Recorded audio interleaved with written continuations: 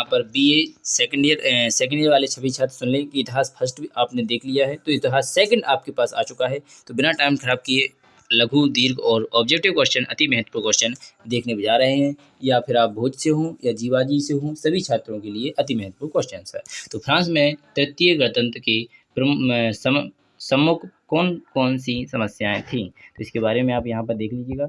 अति महत्वपूर्ण क्वेश्चन थी, तो इसके बारे में आप देख सकते हैं। इसके बाद इसी का आगे का है, इसे भी आप अच्छी तरह पढ़ लीजिएगा। इसके बाद इसी का आगे का है, इसे भी आप अच्छी तरह पढ़ लीजिएगा। और आगे भी आप देखने वाले हैं कैंसर विलियम प्रथम द्वितीय की विजय विश्व राजनीति की समस्या के बारे में बताना था, तो इसे आप लिख सकते हैं। इसके बाद 19वीं शताब्दी में अफ्रीका के विभाजन का वर्णन कीजिए, तो इसके बारे में भी आप लिख सकते हैं। इसके बाद आगे देखेंगे तो यहाँ पर भी आपको इसी के बारे में आगे लिखना है, तो इसे भी आप लिख लीजिएगा। इस संघर्ष में फ्रांस अलग हो गया, परंतु इंग्लैंड ने अकेले ही मोहम्मद अहमद को पराजित कर मिस्र में अपनी सत्ता को सुदृढ़ कर लिया। तो अंग्रेज के बारे में आप यहाँ पर देख सकते हैं। ट्रांसवाल के अंग्रेज असफल, तो यहाँ पर ट्रांसवाल का सफलता, इसके प्रकार आप सभी को पढ़ सकते हैं। यहाँ पर युवा तुर्कों के उत्थान के कारण संक्षिप्त में बताइए, तो इसके बारे में आप यहाँ पर लिख सकते हैं। आंदोलन के बारे में छोटा सा है, युवा तुर्कों के पतन के कारण संक्षिप्त में लिखिए, इनके बारे में भी आप यहाँ पर छोटा सा क्वेश्चन है, आप लिख सकते हैं। प्रथम विश्व युद्ध में कारणों का संक्षिप्त में वर्णन कीजिए, तो यहाँ पर प्रथम विश्व युद्ध इस प्रकार हुआ था, तो इनके बारे में लिख लीजिए। थोड़ा दिख नहीं रहा है यहाँ पर, अच्छी तरह से देख लीजिएगा। तो इसके बाद आगे देखेंगे, तो ये रहा इसी के आगे का थोड़ा, इसे भी देख लीजिए अच्छी तरह से। इसके बाद आपका रूस की 1917 की क्रांति के प्रमुख कारणों का वर्णन कीजिए, तो इसके बारे में भी आप अच्छी तरह से लिख लीजिएगा। आगे चलेंगे तो यहाँ पर लिखा है चीन में 1911 में की क्रांति के कारण तथा घटनाएं बताइए, यहाँ पर इसके बारे में भी आप अच्छी तरह लिख सकते हैं। इसके बाद आगे देखेंगे जापान की आधुनिकीकरण से क्या अभिप्राय है, इसके क्या परिणाम हुए, इसके बारे में आप अच्छी तरह देख सकते हैं।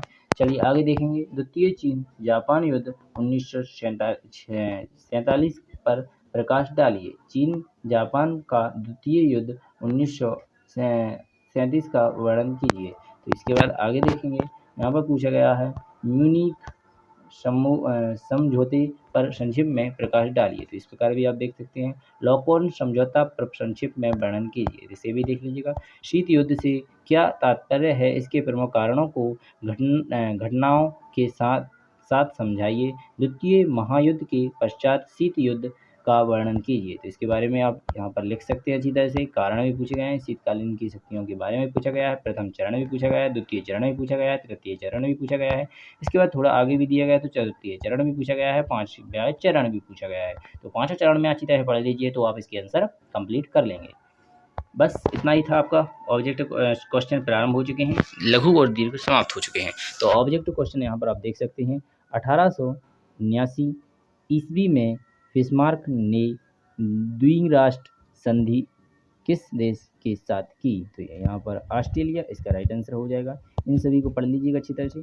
इसके बाद लिखा है बर्लिन की संधि किस वर्ष हुई, तो यहाँ पर 1878 में हुई ईस्वी में, ठीक है। यहाँ पर रहेगा क्रूजर कहाँ के राष्ट्रपति थे, तो यहाँ पर ट्रांसवाल के थे। इसके बाद आगे देखेंगे आप, यहाँ पर पूर्वी समस्या संबंधी है, तो यहाँ पर तुर्की से।